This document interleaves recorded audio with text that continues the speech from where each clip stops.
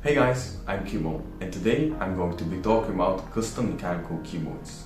How I got into the hobby, my stories, and should you buy a custom mechanical keyboard? I first discovered the hobby, like most people now, when Corona hit.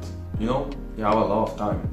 So, when I was wasting it watching videos on YouTube, I stumbled upon the holy grail of keyboards. I clicked the video and the sound is even better. Yeah, boy. I knew I wanted one. So I started looking and realizing that I was dirt fucking poor. But I continued searching for quite some time because at that time there weren't a lot of budget mechanical keyboards.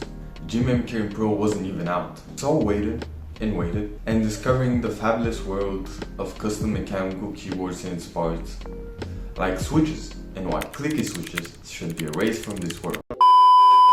Around a year looking around, watching all the people on Reddit having one, I knew more than ever I wanted one. So, a year and a half ago, I found the one, the EK68 Aurora.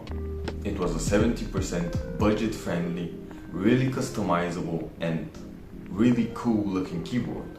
I mean, if that's not good looking, then what is? So, I started ordering around all the parts that I needed and saw the cost skyrocket like Kiromau Castibin at the IFSC World Cup. The parts took hellishly long to arrive. Let's not talk about GMK. And I had myself a GMK Olivia clone, some Gateron yellow switches from AliExpress, and the bare bones kit for the EK68 Aurora. I also bought a lubing kit, which was actually really helpful, and for me, I really liked the sound of lube switches. I think it's really worth it, although for some people who don't have as much time as me, I wouldn't recommend it. So, after all these years of looking and taking some risks, I had finally found the one. My first ever custom mechanical keyboard. I assembled it, and right at the finish line, when I thought my urge of spending money that I didn't really have and that I didn't really need faded away, the sound wasn't right. There was something missing, so I bought more plates and more switches.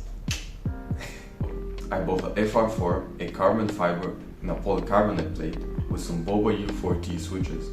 I know that I'm going to get a little bit clapped because my originality isn't top notch, but I wanted to try the best there was, at least in my perspective. So, here are the results.